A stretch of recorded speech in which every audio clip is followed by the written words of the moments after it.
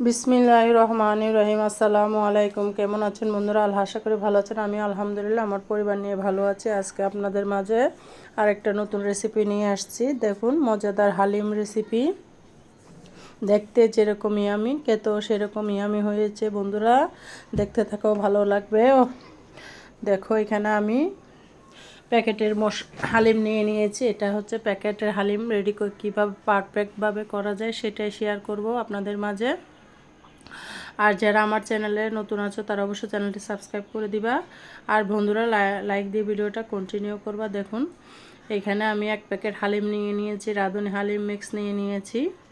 এইখানে আছে এক প্যাকেট হালিম, ডাল চাল মিক্স করা যে হালিম সেটা রেডি মিক্স আছে। আর আছে এক প্যাকেট মশলা।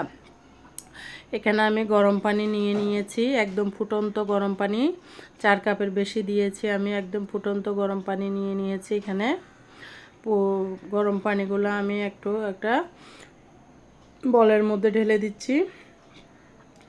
একদম গরম পানি নিতে হবে, কিন্তু ফুটন্ত ঠান্ডা পানি হলে হবে না। একদম গরম পানি নিয়ে নেবেন আপনারা। আমি যেভাবে রান্না করে দেখাচ্ছি সেই প্রসেসে রান্না করলে একদম পারফেক্ট আপনাদের হালিম হবে। ঝাল মিষ্টি কিচ্ছু, ঝাল পাতলা কিচ্ছু হবে না। এভাবে পারফেক্টলিভাবে করবার একদম পারফেক্ট হবে। এখানে আমি 4 কাপ পানি দিয়ে, 4 কাপ থেকে কিছু বেশি হবে পানি দিয়ে অল্প অল্প ঢেলে প্যাকেট থেকে নেড়ে চেড়ে এগুলো গরম পানির মধ্যে এগুলো ভিজিয়ে রাখবো। 30 মিনিট থেকে 40 মিনিট আমি ভিজিয়ে রেখেছি। 40 মিনিট ভিজিয়ে রেখেছি। সব কিছু রেডি করার আগে আমি এগুলাই ভিজিয়ে রেখেছি যেন তাড়াতাড়ি সময়টা চলে যায়। সেজন্য আমি একদম ফুটন্ত গরম পানিতে এক প্যাকেট হালিম মিক্স ঢেলে দিয়েছি। তারপরে এখন এগুলোকে ভালো মতো নেড়ে চেড়ে দিচ্ছি যেন দলা পাকিয়ে না যায়। অল্প অল্প ঢেলে কিন্তু নাড়তে হবে, না হলে দলা পেকে যাবে। কারণ ওগুলো ঢাল চাল সব মিক্স করা, এই জন্য ভালো করে নাড়তে হবে। তারপর একটা ঢাকনা দিয়ে রেখে দিয়েছি আমি 40 মিনিটের জন্য। মাঝখানে একবার নেড়ে চেড়ে দিয়েছি যেন ভালো মতো ভিজে যায়, সেই জন্য ঢাকনাটা খুলে উপরে নিচে করে একটু নেড়ে দিয়েছি। কারণ ডালটা না ভিজলে কিন্তু সিদ্ধ হতে সময় লাগবে, আর খেতে ভালো লাগবে না। এবার আমি রান্নার প্রসেসে চলে যাচ্ছি। এখানে আমি নিয়ে নিয়েছি চিকেনগুলো হাড় মাংস মিলেই নিয়ে নিয়েছি। এখানে এক বাটি নিয়ে নিয়েছি। এটার কোনো মেজারমেন্ট নাই, আপনারা আপনাদের বেশি খেতে মন চাইলে বেশি দিবেন। আমি আমার পরিমাণ মতো দিয়েছি, আপনারা আপনাদের পরিমাণ মতো দিবেন। এই যে হাঁস মাংস আমি একসাথে পিস করে ছোটো ছোটো পিস করে নিয়ে নিয়েছি। এখানে মাংসগুলো নিয়ে নিয়েছি, ভালো করে ধুয়ে পানি ঝরিয়ে নিয়েছি বন্ধুরা।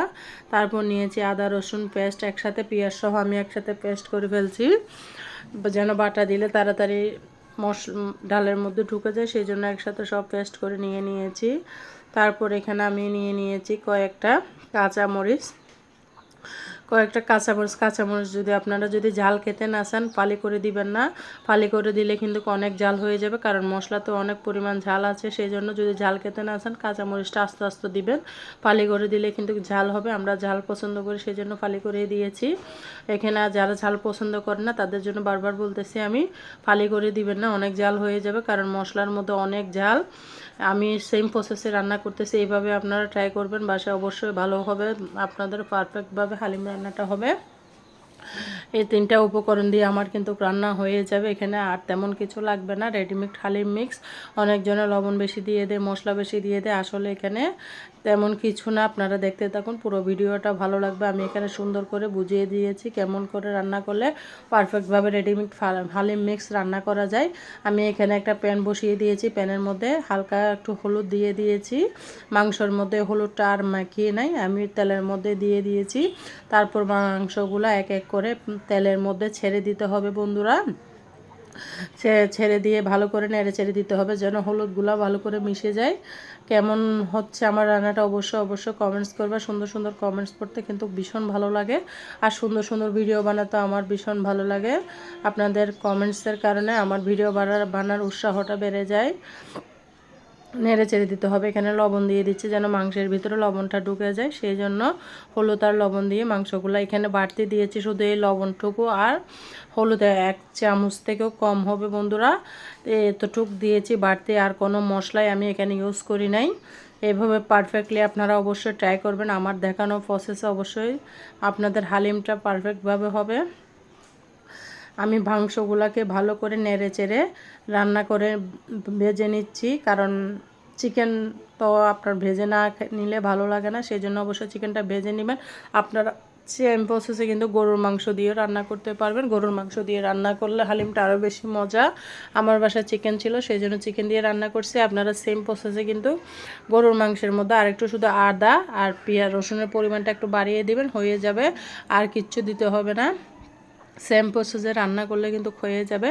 এই যে আমার মাংসগুলো ভেজে নিয়ে হয়ে গেছে, এবার আমি চুলার মধ্যে চলে যাচ্ছি। আবারও তেল একটা পাতিল বসিয়ে দিয়েছি, পাতিলের মধ্যে আমি তেল বসিয়ে দিয়েছি, অল্প কিছু দিয়েছি। আমি কিন্তু বেশি তেল দিয়েও রান্না করিনি। হালিমটা অনেক ভালো হয়েছে, অনেক মজা হয়েছিল। খাওয়ার পরে ভিডিওটা আপলোড দিচ্ছি। এখানে আমি পেঁয়াজ দিয়ে দিয়েছি বেরেস্তার জন্য, সাদা তেলে দিয়েছি। ভালো করে নেড়ে চেড়ে ভেজে নিতে হবে, ভালো করে কারণ বেরেস্তাটা একটু ধৈর্য ধরে ভেজে নিতে হবে, না হলে পুড়ে যাবে, তিতো হয়ে যাবে। সেই জন্য বেরেস্তাটা তো অবশ্যই লাগবে, সেই জন্য ধৈর্য ধরে তোমরা বেরেস্তাটা ভালো করে ভেজে নিবে। এই যে আমার ভাজা হয়ে গিয়েছে, তুলতে তুলতে একটু পুড়ে যাচ্ছে, সেই জন্য তাড়াতাড়ি চুলাটা বন্ধ করে দিয়েছি। চুলার আগুন বেশি ছিল। তারপর এখানে আমি আবারও তেল দিয়ে দিচ্ছি, পুরাতন তেলগুলো, যে তেল, আবারও তেল দিয়ে দিচ্ছি। আবারও আদা রসুন পেস্ট, যে পেস্টটা ছিল ওই পেস্টটা আবারও দিয়ে দিয়েছি তেলের মধ্যে। আমি এটাকে ভেজে নিব। তেলের মধ্যে যে মাংসটা ফ্রাই করছি ওই তেলগুলো আমি এখানে আবার দিয়ে দিচ্ছি।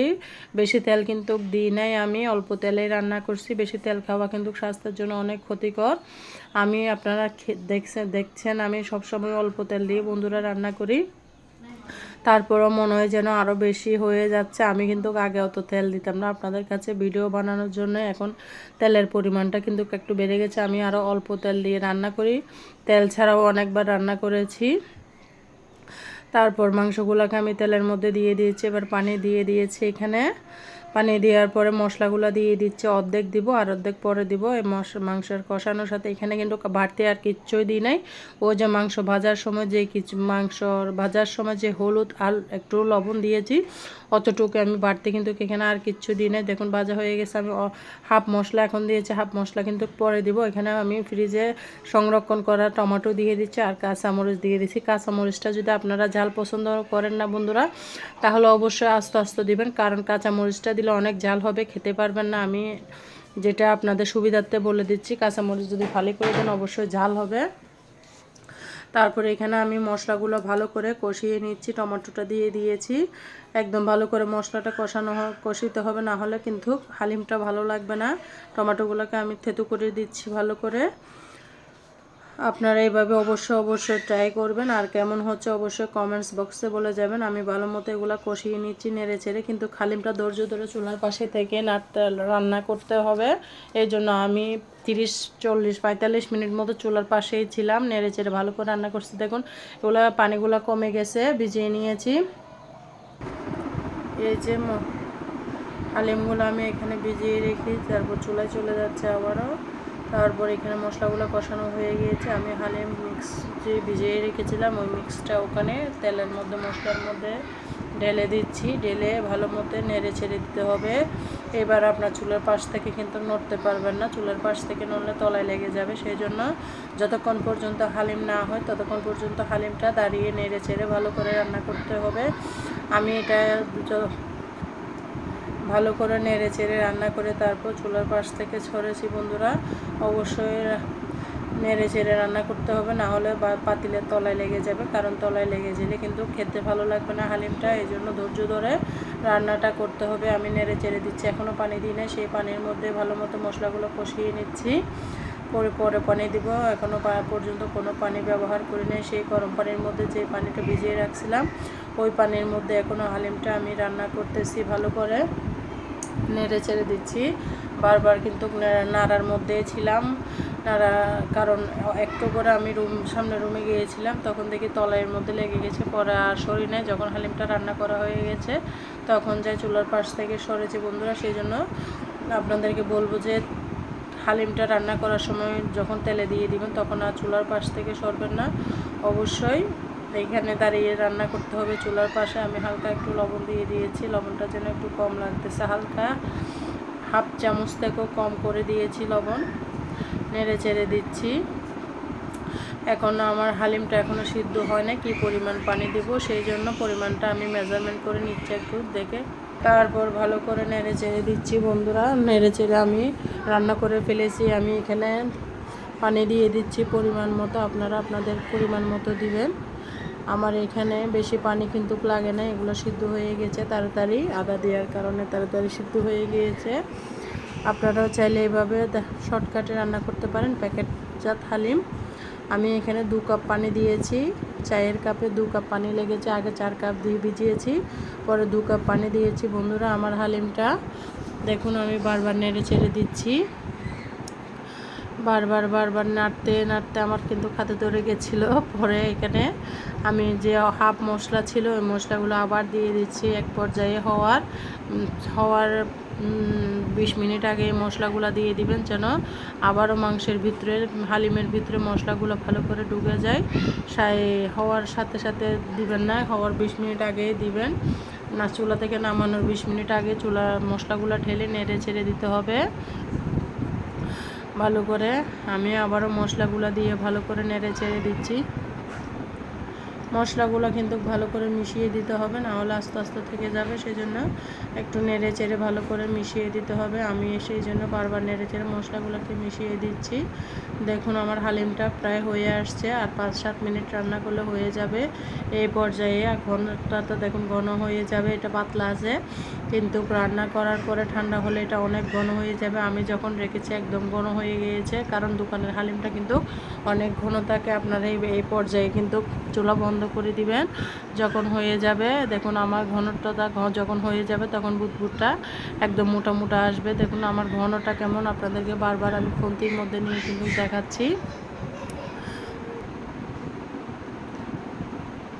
বারবার সেই নাড়ার মধ্যেই ছিলাম, কিন্তু একটু নাড়া বন্ধ করলে তলার মধ্যে আবার লেগে যাচ্ছে হালকা করে, সেই জন্য নাড়াচাড়ার মধ্যেই ছিলাম। তোমাদের মাঝেও দেখাচ্ছি আমি বারবার নাড়তেছি, দেখুন বারবার নাড়তেছি, তাই তো আপনাদের মাঝে শেয়ার করতেছি। নাড়াচাড়ার মধ্যেই ছিলাম। আমার 45 মিনিট মতো লেগেছে হালিমটা হইতে। দেখুন একদম ঘন হয়ে গিয়েছে। ঘনত্বটা বারবার আমি তুলে দেখাচ্ছি যে কেমন হবে, একদম যেন কাঠির সাথে লেগে থাকে, সেই রকম ঘন হলে চুলাটা বন্ধ করে দিবেন। আমার হালিমটা রেডি হয়ে গেছে, আপনাদের সামনে পরিবেশন করে নিয়ে আসতেছি। কেমন হয়েছে আমার হালিমের কালারটা, খেতে কিন্তু দারুণ হয়েছে, দেখতে যেরকম লোভনীয় খেতেও সেই রকম মজাদার হয়েছে বন্ধুরা। অবশ্যই বাসায় এভাবে ট্রাই করবা হালিমটা। এটা হচ্ছে আমার গাছের পুদিনা পাতা, ছাদের মধ্যে লাগিয়েছিলাম। পুদিনা পাতা দিয়ে একটু ডেকোরেশন করে নিচ্ছি। পুদিনা পাতা দিলে কিন্তু হালিম খেতে বেশ লাগে। একটু বেরেস্তা দিয়ে দিচ্ছি হালিমের উপরে। আপনারা আপনাদের পছন্দ মতো ডেকোরেশন করে নেবেন। কেমন হয়েছে হালিমটা অবশ্যই একটা সুন্দর কমেন্টস করে বলে যাবেন। আর যারা ভিডিও জুড়ে এতক্ষণ পর্যন্ত ছিলেন সবাইকে অসংখ্য অসংখ্য ধন্যবাদ, অনেক অনেক ভালোবাসা। সবাই ভালো থাকবে, সুস্থ থাকবে। আবার আসবো নেক্সট ভিডিওতে, সেই পর্যন্ত ভালো থাকবেন। আসসালামু আলাইকুম রহমতুল্লাহি ওয়া বারাকাতুহু। আল্লাহ হাফেজ।